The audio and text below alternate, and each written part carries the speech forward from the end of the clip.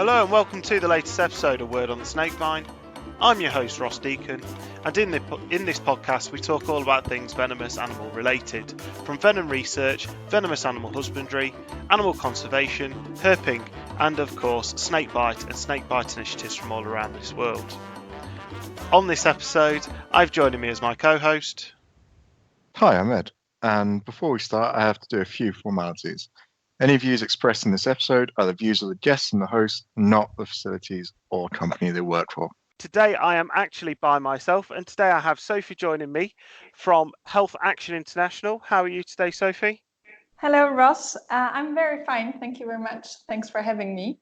It's an absolute pleasure. Thank you very much for coming on. It's great that we're getting people like yourselves, more people like yourselves coming on to come and talk about the work that you're doing around snakebite and World Health crises in general. So I have just a quick couple of things just to get people kind of knowing who you are and kind of what the work that your company is doing. So what is Health Action International? How were you formulated and what are your aims and visions? Yeah, so Health Action International is an NGO engaging for better access to medicines. We have different projects. One is on access to insulin. One is on price transparency and access to medicines in Europe. Then we have a project on the International Controlled Essential Medicines, the IECMs. And we have one on sexual and reproductive health, the Health Systems Advocacy project, and obviously the Snakebite project, which I'm working on. And what we do is we work together with the WHO. We do baseline research, and we do work together with different partners in different countries to have who implement, for example, or who we do align with for advocacy globally. And we use our research to for the advocacy and to provide solutions as well. So in a nutshell, that's what we're doing. So you're involved in a lot of different styles of projects, not just snakebite as well, which is quite interesting. So how did Health Action International actually come around, and how did you start up, and how did you get involved in snakebite? So Health Action International started in 1981, actually for breast feed, so to stop breast milk, marketing of milk for infants in third world countries.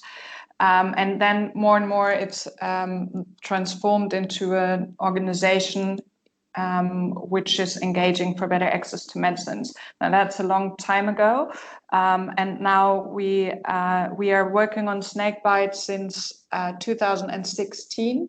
And our director, he got involved in this since he heard on global meetings and from stakeholders like the Global Initiative that snakebite is a real problem. And since we already had partners in countries Kenya, Uganda, and Zambia, he also heard from there that snakebite is actually a real problem and no one basically does something about it, or the people or the stakeholders that do something about it are not being heard. And then he looked further into it, and snakebite was on a neglected tropical disease category A, as it's called at the WHO before, but it dropped off the list again because there wasn't enough attention for it.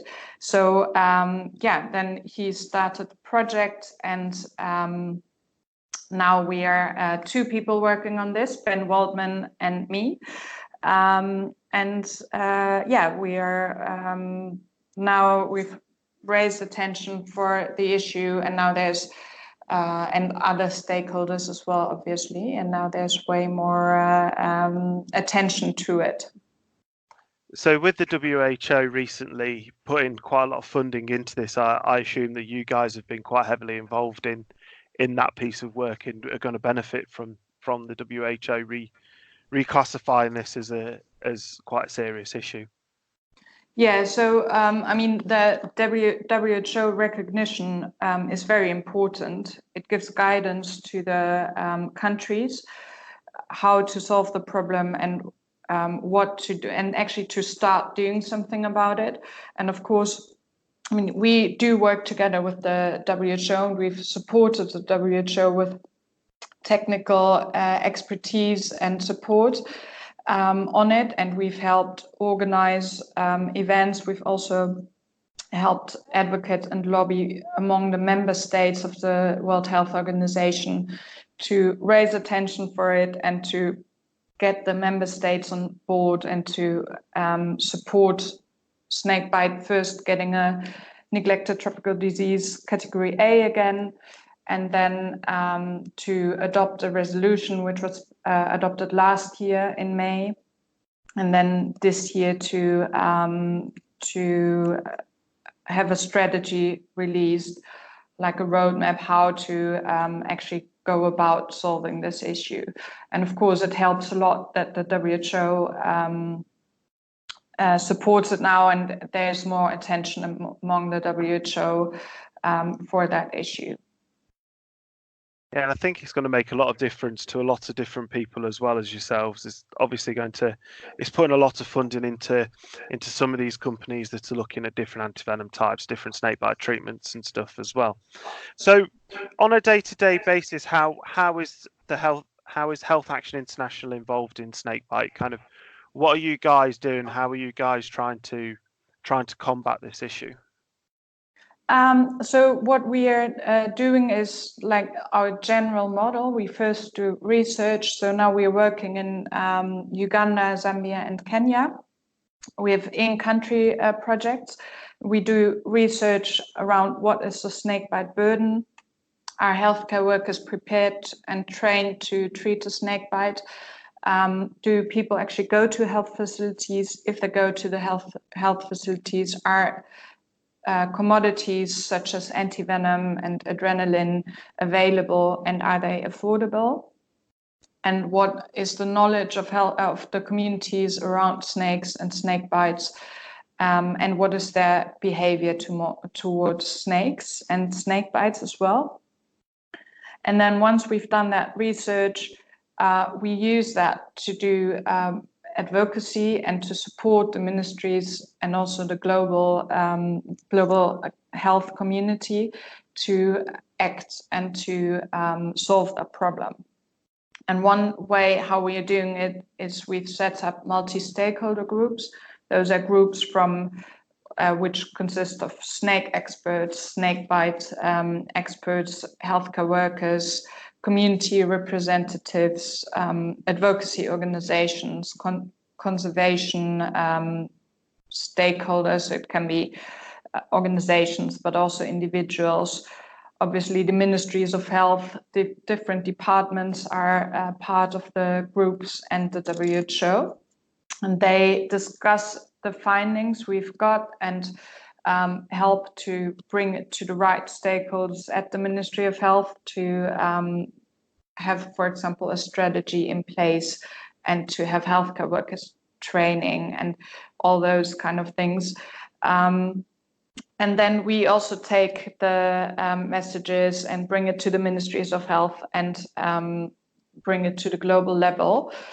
And then what we also do is community education, because what we've seen from our findings is that people actually know very little about snakes. They are they fear snakes very much. And many of them don't know that there are actually non-venomous snakes and venomous snakes. So for the people we've spoken to in our community research, every snake was venomous and feared, which is understandable if there's no treatment available. And so what we've, and everyone in Uganda, for example, you talk to knows someone who has been bitten by a snake, and most of them also knew someone who have actually died by a snake bite. So it's a very great fear and very, unfortunately, very common thing. So what we do is we've developed posters to show first aid messages, but also to show how you can prevent snake bites and and that snakes are actually important. That's also a very important message, I think, for the ecosystem, and that they shouldn't be killed. Sorry? Yeah, definitely. I agree with that. I think it's I think there's just a lot of common misconceptions, especially, and I think they're rightly so that they are misconceptions as well, because if I lived in these countries where all I saw was a family member or a friend or somebody I knew and loved being killed or being bitten and having a disability because of that through a snake bite, I'm going to be in the same position, thinking that all snakes are bad and all snakes need to be dead. And so you can't blame these people for thinking this. And I think that's something that definitely in the Western world where we tend to have better education systems and we don't have these, we just point blank don't have these issues, that we don't tend to understand the actual feeling of what these people are going through. And that's one thing that I find with Western people is they see a picture of a dead snake on a snake ID forum on Facebook or on Reddit or on any social media, and instantly they go, "Why have you killed it?" It was like, well, how do they know that snake wasn't going to bite a family member, or was venomous, was going to bite a family member and kill a family member? Exactly. Yeah. It's very different for these people to what it is for us. That we don't live in that position. We don't live in how they do. We live a completely different lifestyle and everything. And so as you say, it's very important that you've got people like yourselves going out and saying, actually, this isn't venomous. It's not going to hurt you in the way that you think it is, or this isn't venomous. This is non-venomous snake. Leave it because this is what it does for you. This is what it does. It stops the rodents, stops disease because it's stopping the rodents and everything else with it. And I think that's very important. So something you've said is you've done quite a lot of community data. And I know one of the biggest things with this is that there is such a lack of credible data for snakebite world. So how did you go around getting this data? Did you spend a lot of time out there as an organization out in these countries trying to gather this yourselves, or?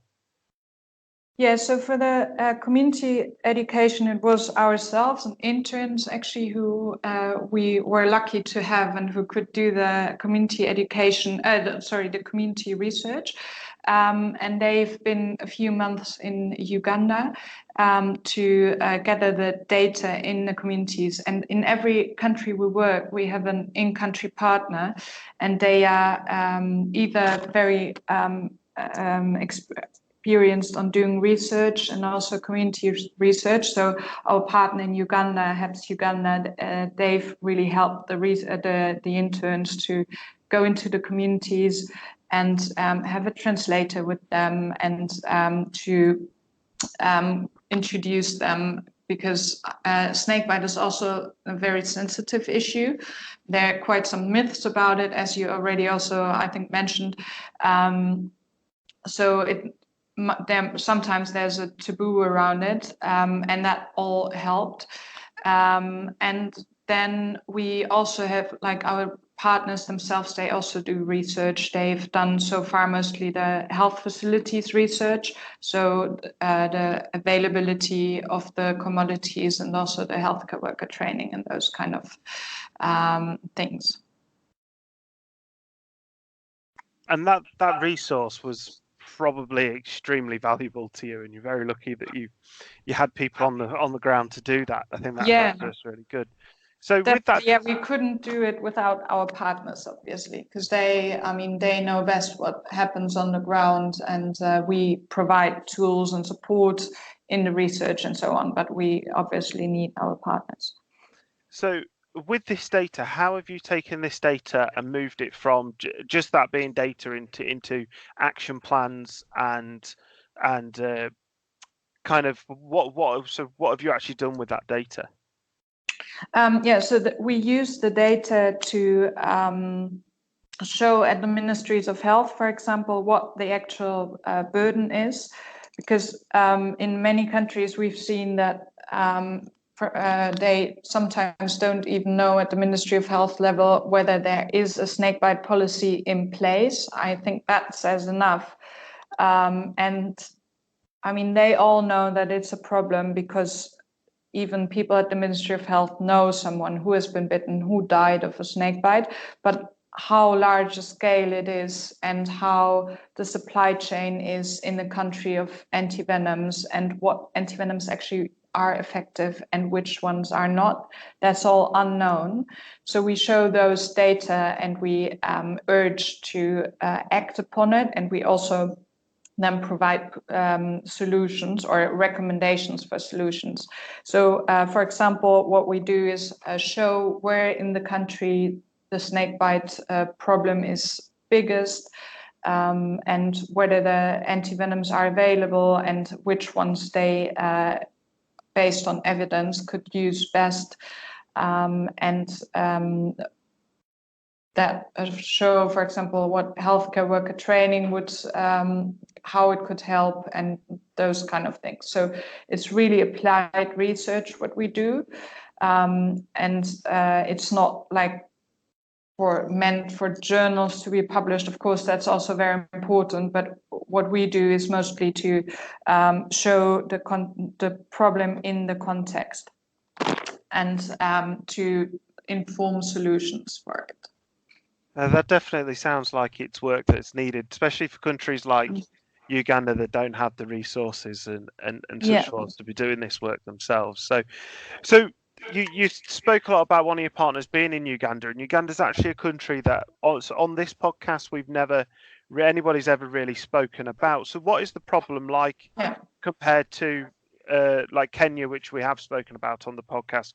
What is the snakebite problem like in that country, in that style of country? Yeah, so what we found from the health facilities research is that about 593 snake bites have happened just within 6 months.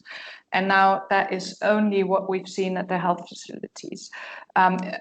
There's still like a bigger community education, community research needs to be done to see what the numbers in the communities are, because as we know from other data is that about 70% of the snakebite victims never reach a health facility. And since most, especially because since most snake bites happen in the most remote places where health facilities are far and not sufficiently equipped.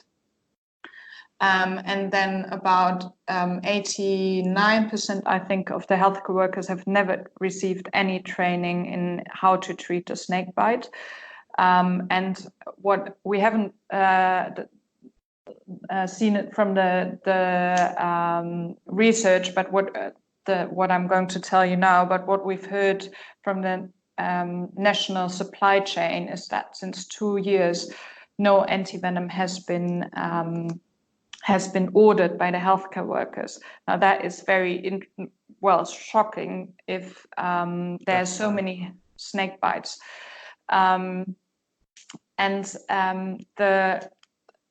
the reason for that is probably because healthcare workers have never received any training, and most healthcare workers are really afraid of the complications antivenom can bring with them, like anaphylactic shocks.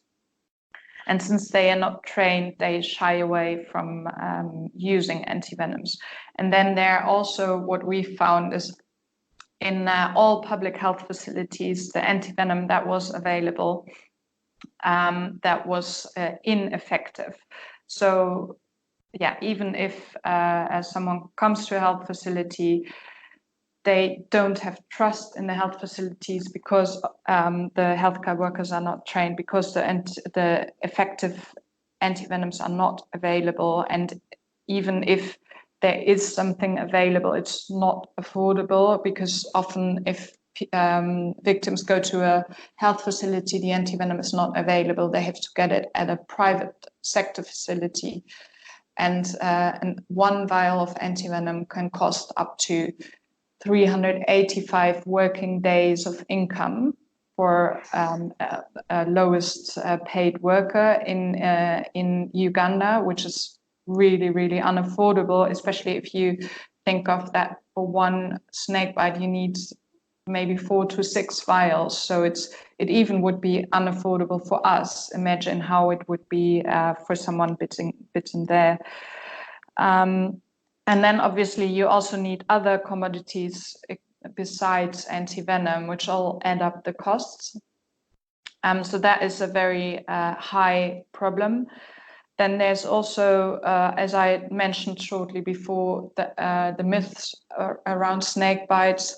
There are beliefs that snakes belong to a certain tribe to protect them from another tribe. So if you get bitten by a snake and you think it's because you've been cursed or because you've been, holding back from getting into the other tribe, then why would you go to a health facility?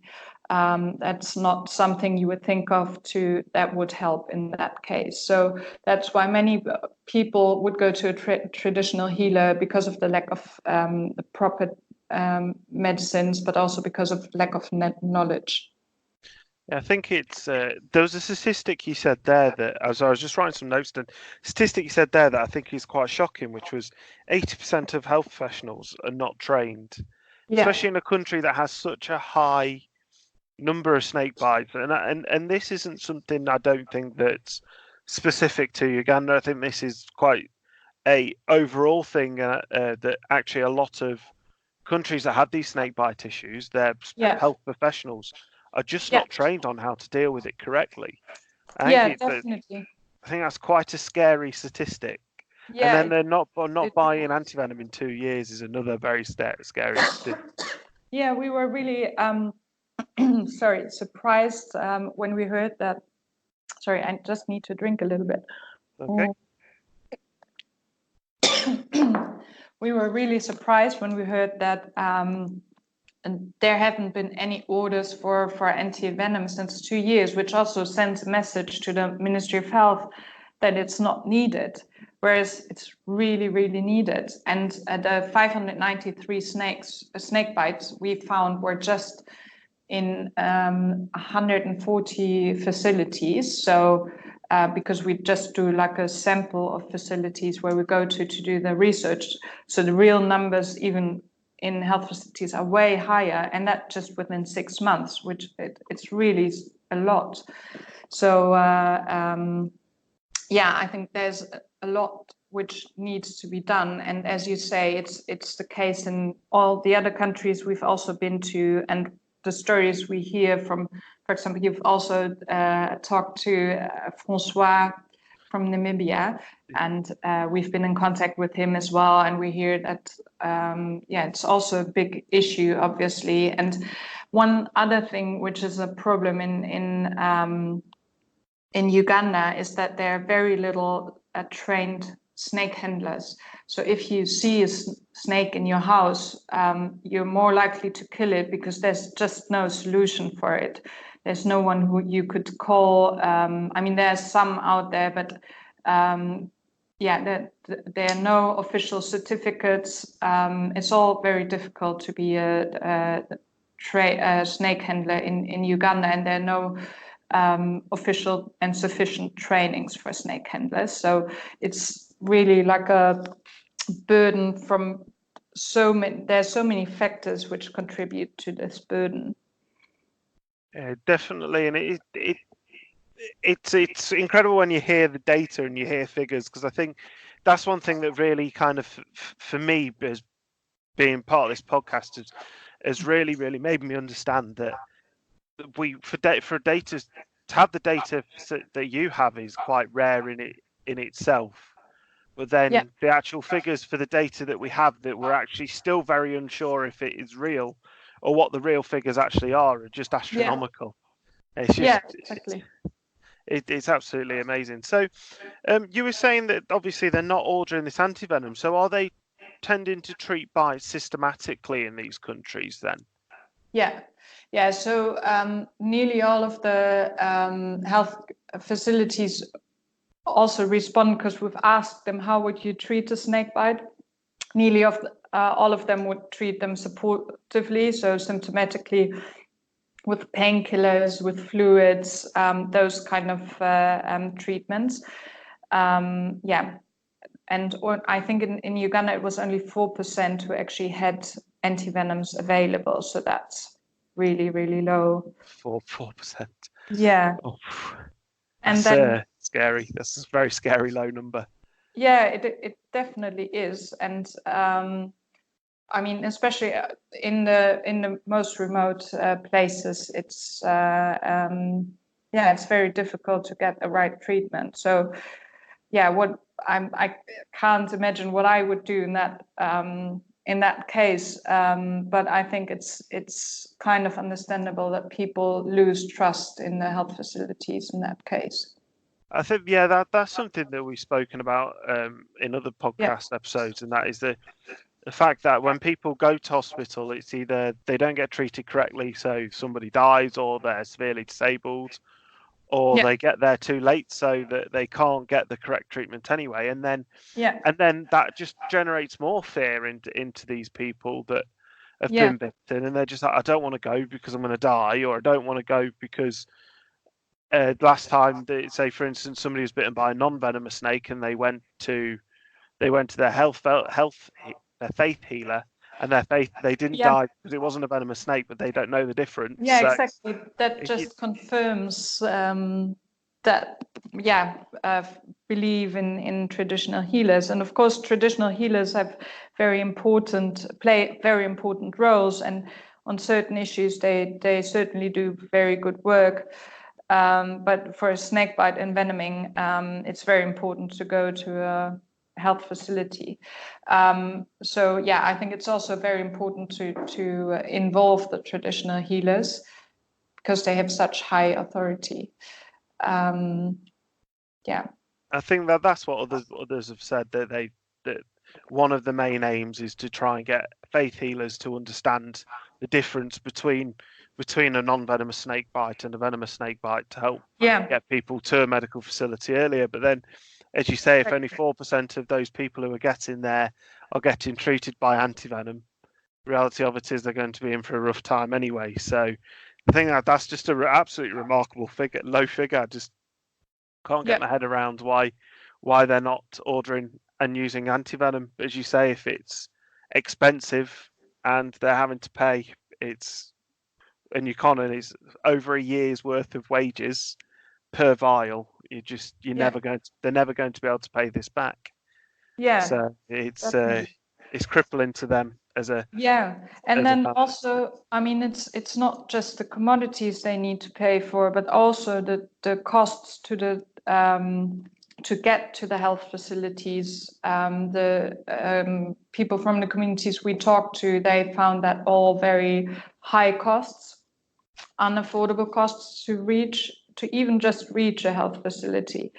And then there are also many people, if they don't get the right treatment, they, as you already mentioned, have disabilities from it, or they even lose their lives.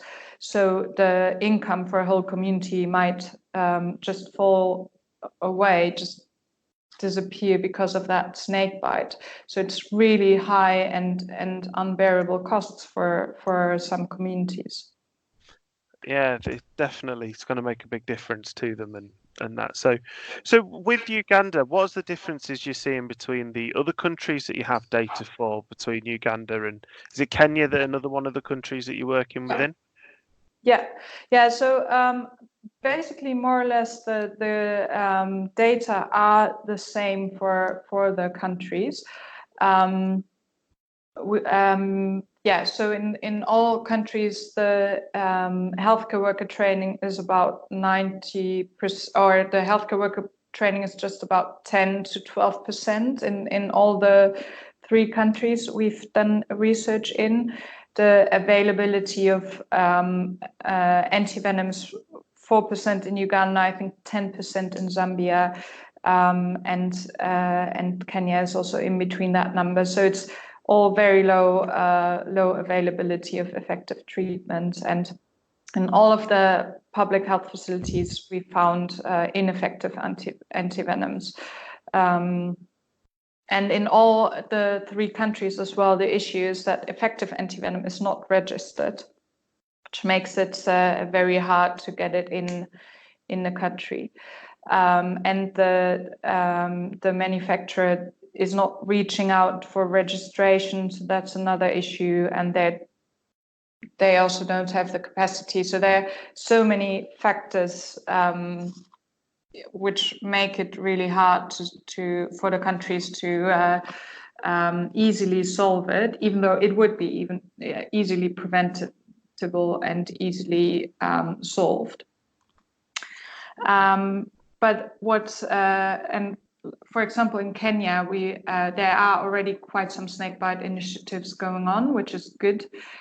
In Uganda, there was nothing really going on there. So that's really a different situation. In Zambia, we also found some very active snake handlers, just individuals who saw how big the problem is, and they trained themselves and went to South Africa to get training. So they are doing great work. I don't know whether you've heard from Helping Hands and Snake Safety in Zambia.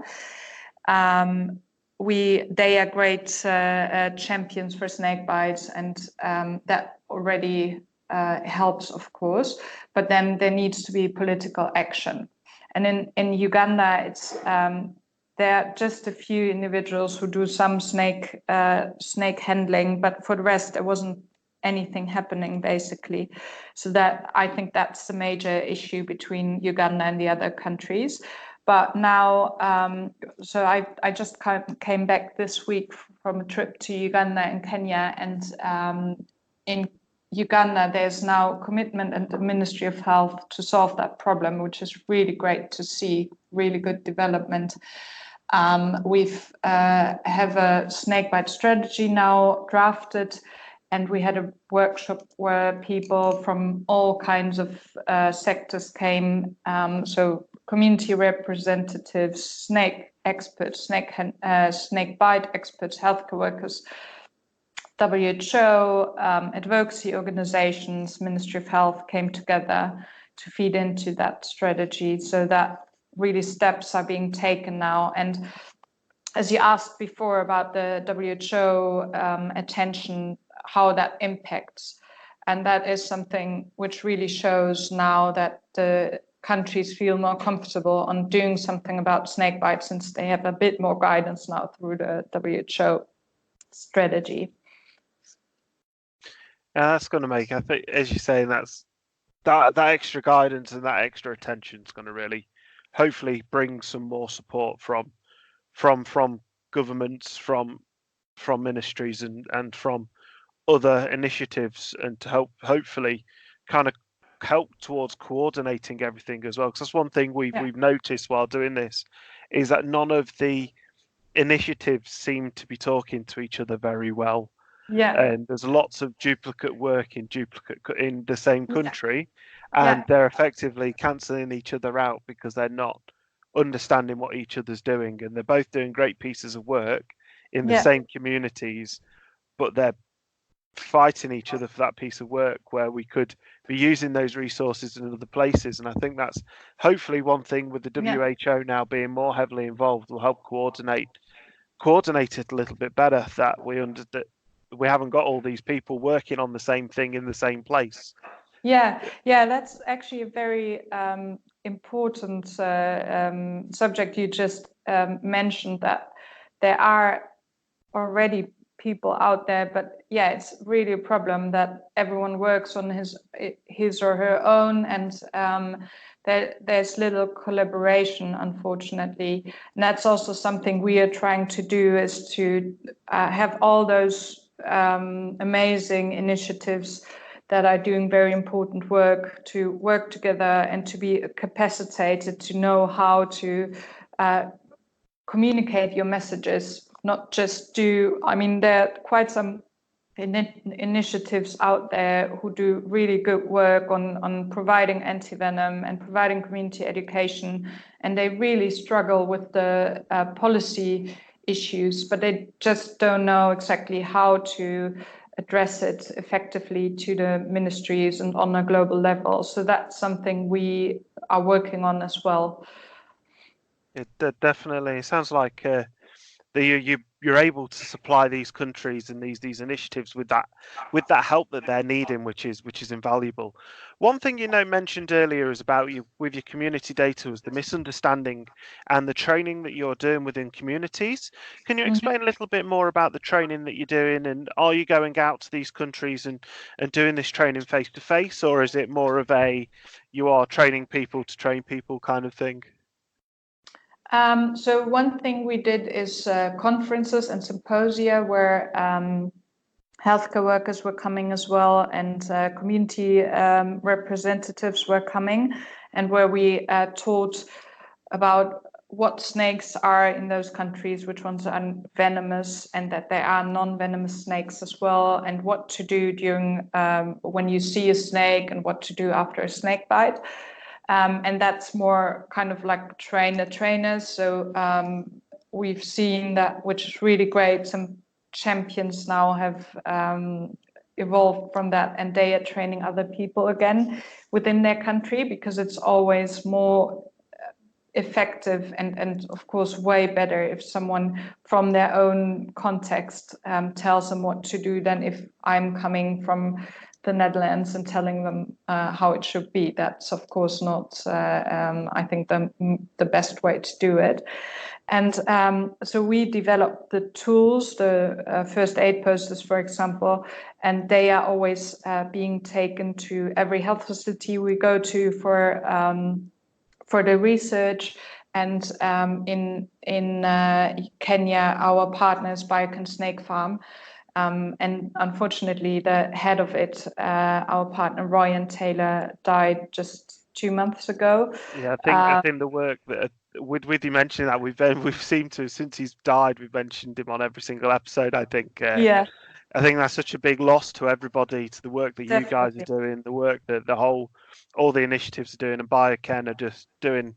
We're doing some fantastic work, and hopefully that he's going to be a big loss, but hopefully his work will help push on more initiatives and stuff. So sorry to interrupt there. Just Yeah, no, of course. I mean, it's as you say, it's really a big loss. I mean, we knew him personally well, of course, since we've worked together with him very much, and he was just such a warm-hearted and nice person. So also personally, it's a loss, but definitely for the snakebite community, it's it's just incredible. But luckily, his wife and the other people he worked together with, the multi-stakeholder group, are really committed to go on with his legacy, and they've promised him to go on with it.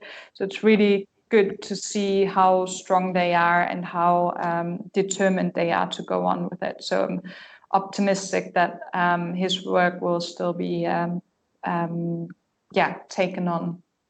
Yeah, and I think if you talk to other people that were involved with Biocan as well, they're all of the same opinion that his work will continue. So yeah, I think everyone feels like that we own it to him as well, to go on with the work.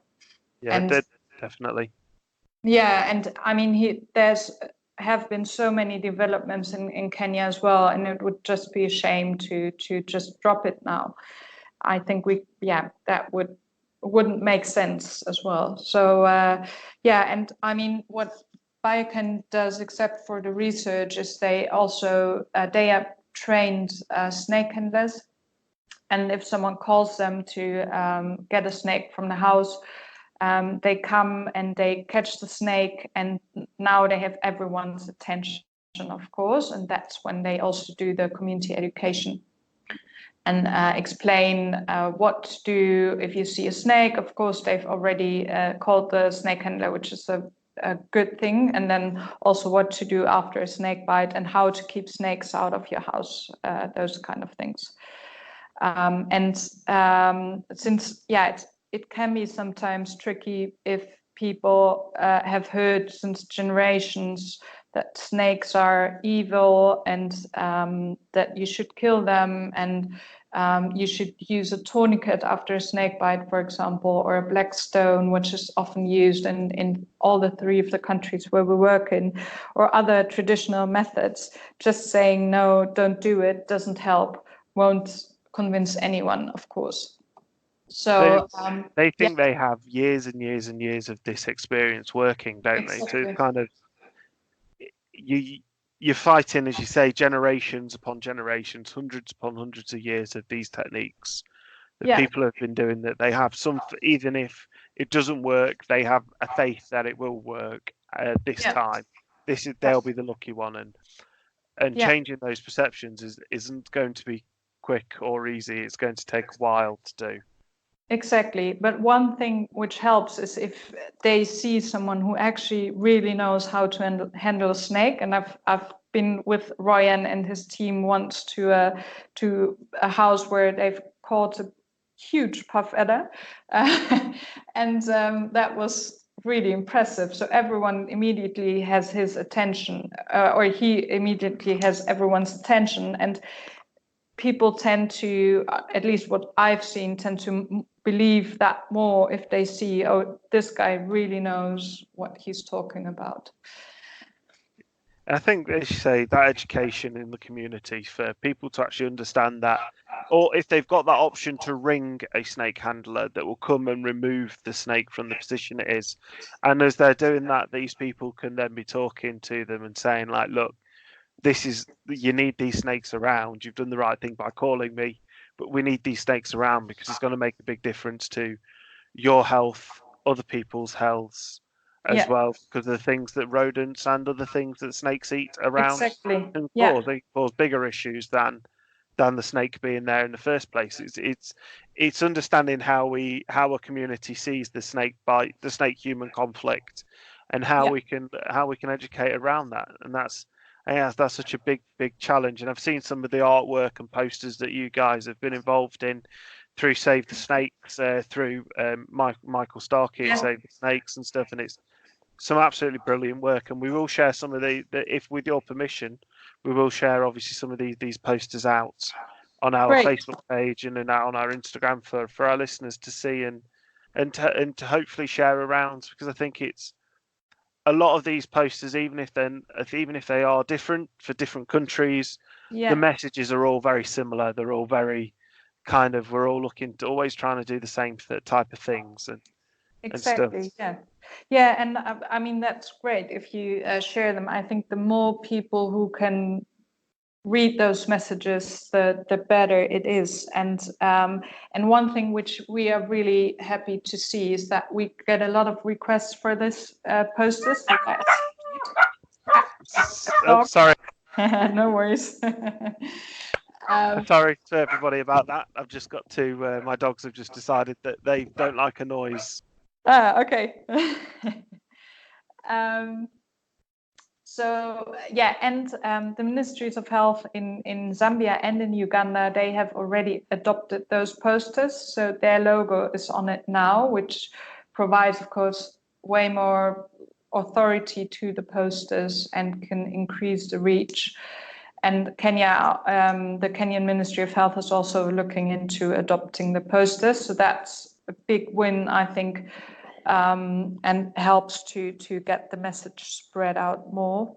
That's definitely a really big win, and as you say, it makes a big difference when they see people see that the country's health ministers are saying this is what we should be doing. This kind of giving their taking these posters and these initiatives on and showing that they're involved in it. And I think it makes a big difference. And I don't think this is something that's necessarily insavable. It's not a situation where we can't reduce the amount of snake bites. I think it's very viable. We can reduce the number of deaths through snake bites. We're seeing that the decrease in India and the way that India is trying to fight against this. And I know they are slightly more developed than a lot of African countries, but there is going to be big strides in a lot of these countries now, and they're going to make a big difference. And stuff like having having similar posters and that governments are involved in making or adopting and making sure that they are shared to younger generations, and that people actually are taught these things in schooling, or they're taught these things are within their communities, is going to make a big difference. Yeah, definitely. And also to come back to your question about how the community education is done, and that it can be difficult to change perceptions. One thing which also happened in Kenya is there's also the James Ash Anti-Venom Trust. I don't know whether you've heard of it, but via that trust, effective antivenom is donated to health facilities in Kilifi County. That's on the east coast of Kenya, and because that has really worked, and in Watamu, where Biocan and the trust is situated, there's like a 0% death rate of snake bites. So it really shows that effective treatment can help, and that has convinced the county government to put out the ineffective antivenoms, take it off the shelves, and use effective antivenoms. Of course, there's still the registration issues, so they have to be worked around. But I think that's a really strong sign, and it shows that it is solvable, and it's not that difficult to solve it, and not that expensive in the end to solve it. Yeah, definitely. And I think that's one thing is, as people like Liverpool School of Tropical Medicine and people like that are working heavily on new antivenoms and on developing new treatments for snake bites, it's going to hopefully make things a lot more accessible and a lot cheaper and a lot more effective as time goes on as well. That's with that. So kind of moving on, because I have got an eye on the time, and we've been recording for 50 minutes already, and it's gone really, really quickly. So what is the up and coming work that Health Action International has got coming up, and kind of what's the next stages for you guys in your project?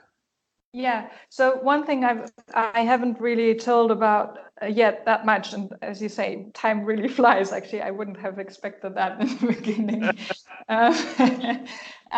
So we also do a lot global work. We support the World Health Organization. We've helped on building that awareness, but also on writing the documents like the strategy and so on. And now it's really time to go from awareness raising into implementing the strategy and coming into action, so that it won't fall off the list again, and that people won't forget about it again. So what is planned are some conferences, how to come from the awareness raising into implementation. That's something we will support the WHO and in-country actors, as well as other global initiatives a lot on, and we will also push for that, so that we really now change things. And then we also in country, we will support again on solving the problem. So in Uganda, we will drive forward the building of the strategy, and there's now huge commitments made by the WHO and the Ministry of Health in countries. That's good, but it needs to be really completed now. And after the strategy, the actions need to be implemented as well. And we will also see, and we are constantly expanding our global network and seeing in which more countries we can work in, and whom we can support. And also one very big issue is still that donors need to come into that as well. So now there's just very little commitment by donors, and like big donor organizations, they still stay away from snakebite, because often it doesn't seem like a big problem, or it's some are more focused on eradicable diseases. And now one thing we really can't do is eradicate snakes, of course. That's something we also really stand for, is to save the snakes, because they're so important. And that is just, a struggle still also for the WHO. So that's something we raise awareness for, and try to bring on donors as well. And for the rest, just go on basically what we've been doing, research,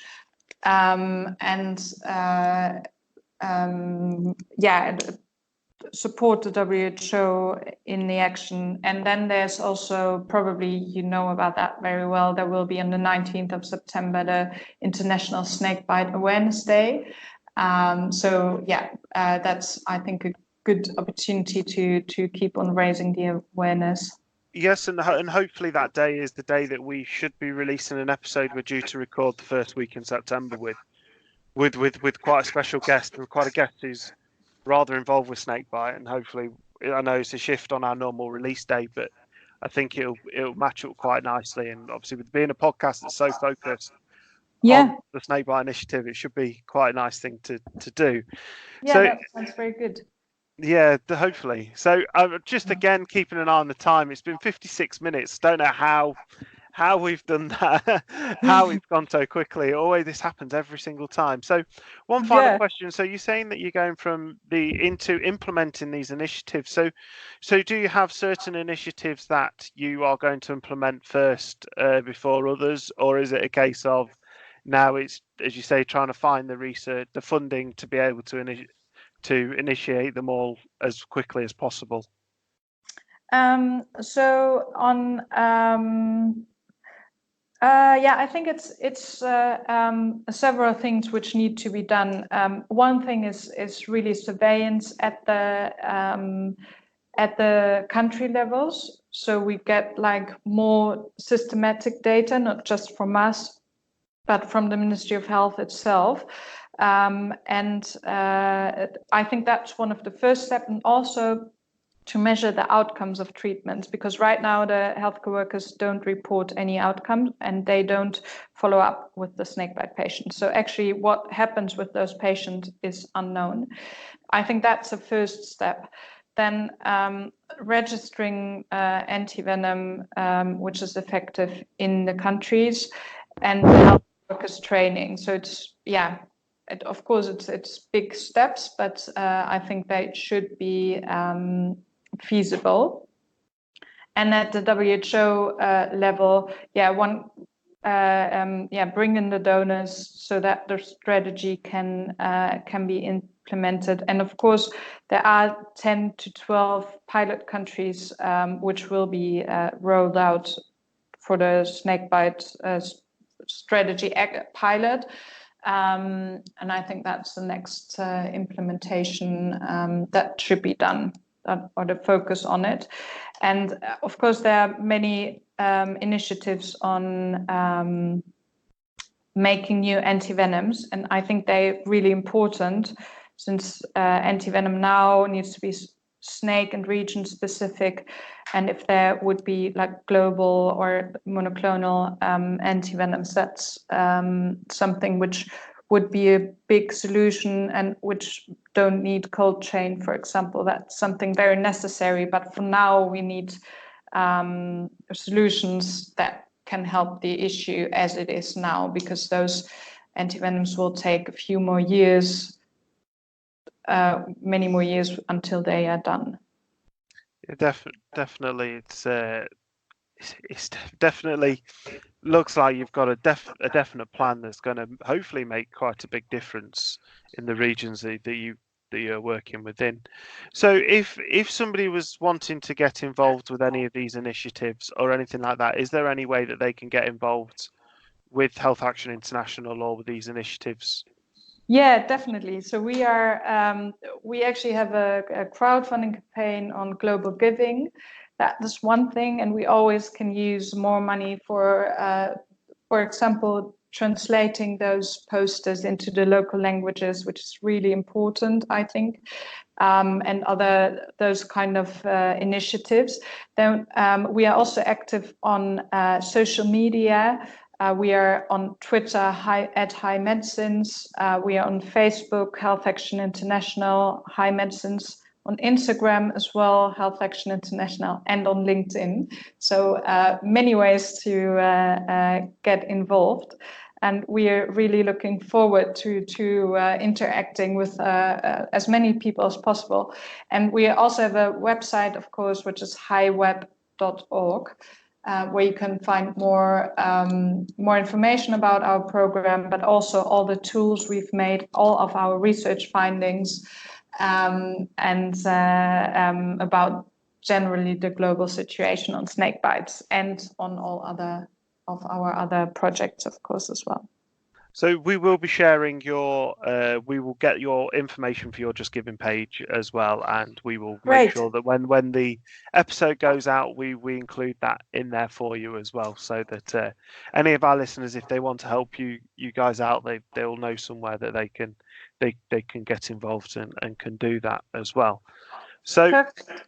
Thank you very much. It's an absolute pleasure. It's so nice to see people do such great work on a field that we all feel extremely passionate about, and something that is I think that the biggest thing is the savable situation.